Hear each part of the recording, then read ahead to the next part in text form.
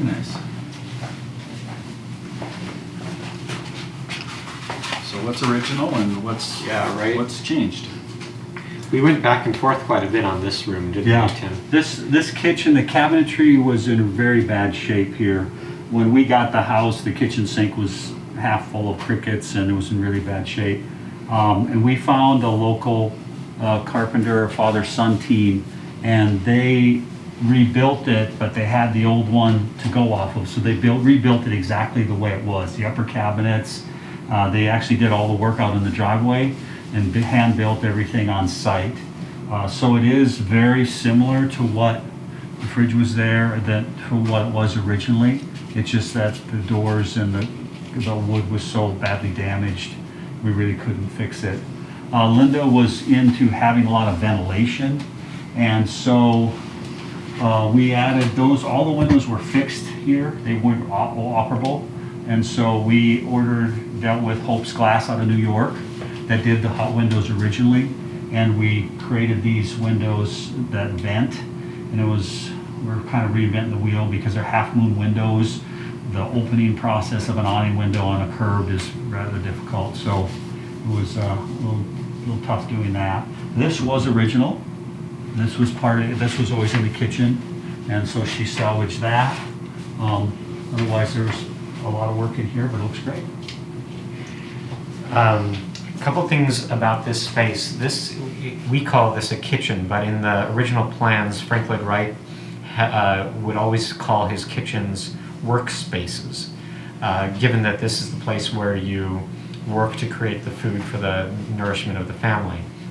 It has a lot of the hallmarks of many of Wright's kitchens. By today's standards, it's actually quite small, but it is very efficient. You have the work triangle kind of fitting in nicely into this circle. Wright would really prefer these kind of circular layouts or geometry that would keep everything fairly close and compact.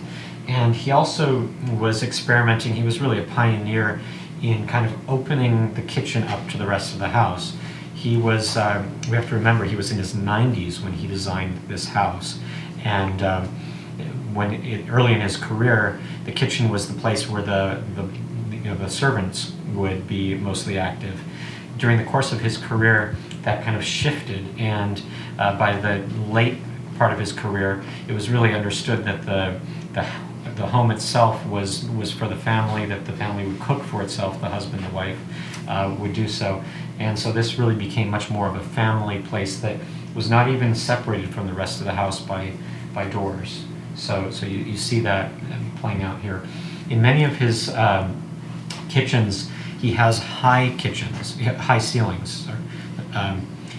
In this case, that wasn't possible because there's this kind of secret room above the kitchen, which we'll see in a few minutes. But that was one of the other oddities of this house. That it has kind of a rather low ceiling to it.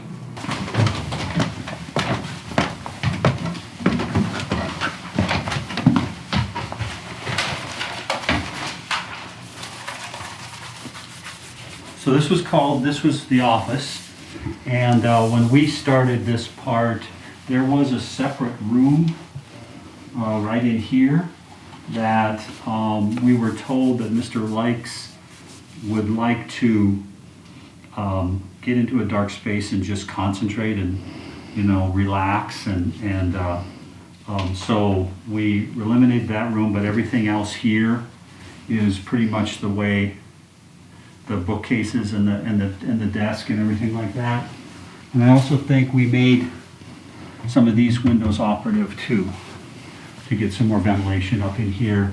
The air conditioning was not good in this space. To get the air up here, wasn't enough framing to get ductwork in, so we did put its own unit for this space right here. They did have it was kind of interesting, on top of this roof, they had an old-time solar system, which was copper pipes in a skylight situation. Oh. And so there was a number, 4 or 5 rolls of copper just up on the roof, and they had a valve system where they could go from hot water heater to solar water.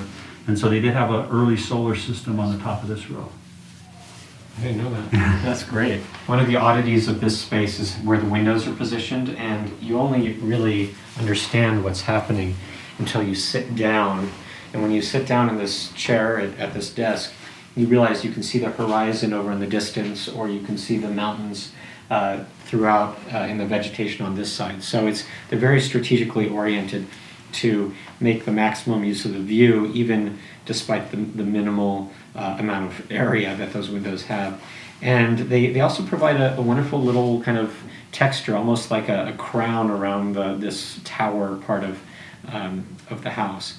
Any larger, and I think it would not have had the massive quality that Wright really would have wanted. So it's an exciting, or I would say it's a surprising little feature here. So this space here had a fair amount of work done to it. The swimming pool was an older swimming pool, didn't have the right piping, and so we tore the whole swimming pool out, and we craned in a bobcat in this space. And so they were able to dig out the new pool. Guys took wheelbarrows, they loaded wheelbarrows and took the dirt out to the driveway, where then it was hauled off. We added a water feature over on that side, and a lot of vegetation. There were some really large ficus trees in this space that we had to tear out.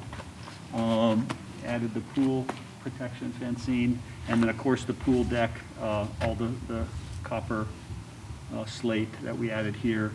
The room behind us was just a storage room, which we did convert to kind of a wet bar for parties and out here.